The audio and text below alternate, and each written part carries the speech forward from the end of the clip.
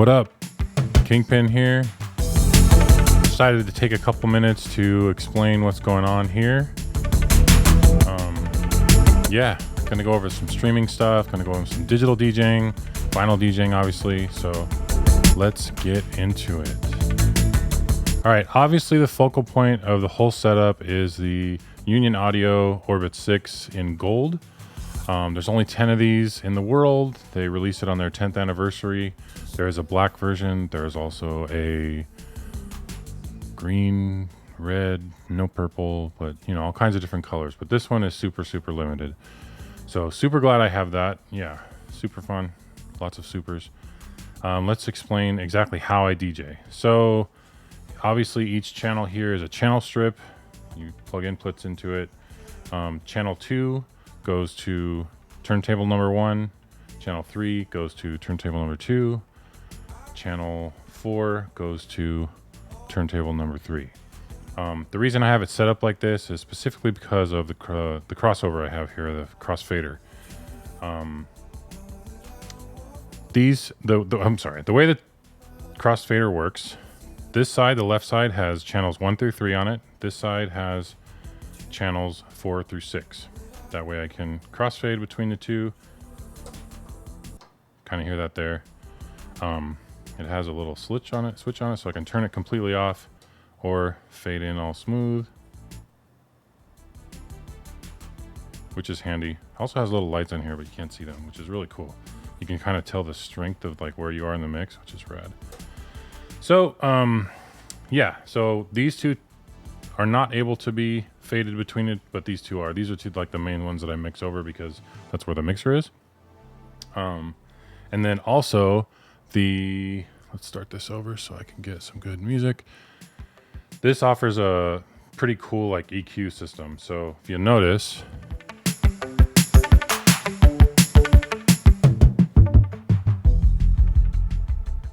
we've got full kill there, which is pretty rad.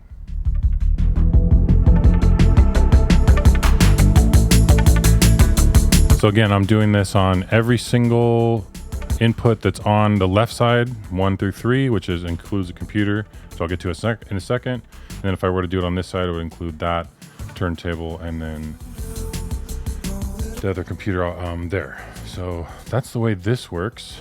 This one does not have an EQ, has a high pass filter.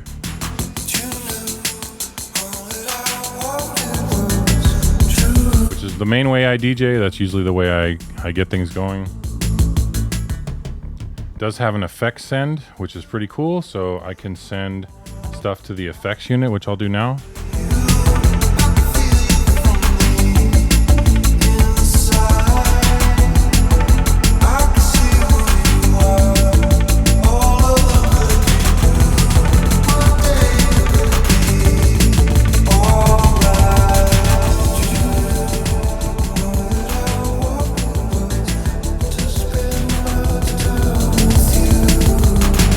Yeah, that's pretty sick. I like it. Allows me to do lots of fun stuff. So that's the analog side of things. Now let's get to the digital, which is fairly simple, I think, but also kind of complex if you're not used to it. I'll switch to this right now. So you can see I have one controller there, one controller here. That controls channel 1. This controls channel 2 digitally. Channel 1 is in channel 1 on the mixer. Channel 2 is on channel 5 here. And this just allows me to use the functions mainly like a CDJ. Currently, we've got a big breakdown here. I can hit the Q, go back, and then hit start again. I can also play with the pitch. So I'm beat matching because I'm not a sync DJ. There's the loop. Really small right now. You can also use the stems here, which is pretty cool.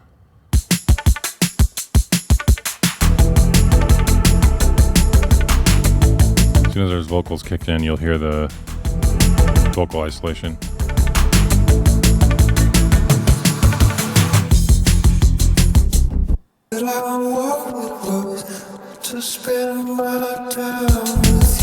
Yeah, that's pretty fun, right?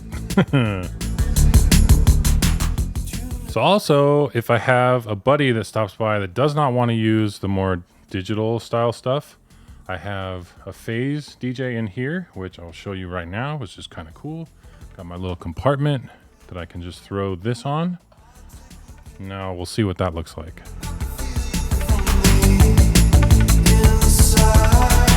So currently right now it's being controlled by the computer alone, right? If I hit this button, it's now controlled by this. So I'll start it up.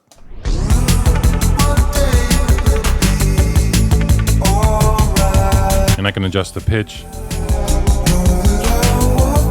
Obviously. Pretend I'm DJ Craze. It's pretty rad. And I can just tuck that away. I can have this turntable set up for just that. And then I hit this button. And then it takes it off the controls of that.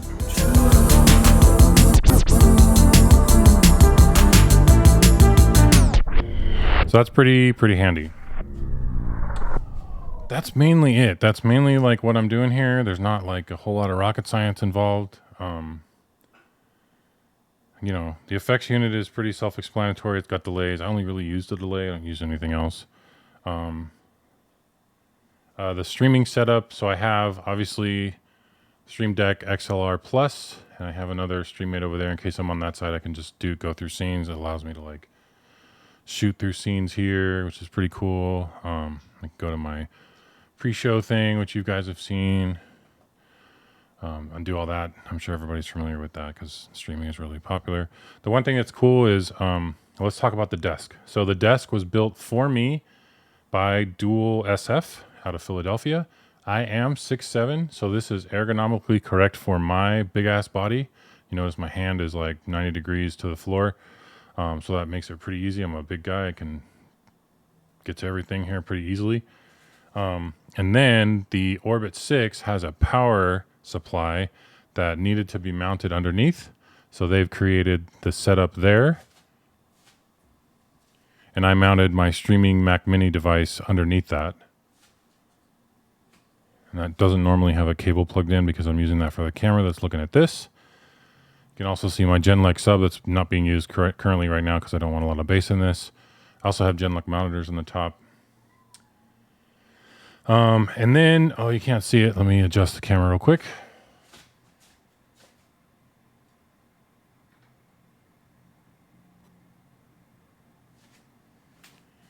I used an Apache Audio Art headphone mount, so that way I can just put my headphones real quickly right there.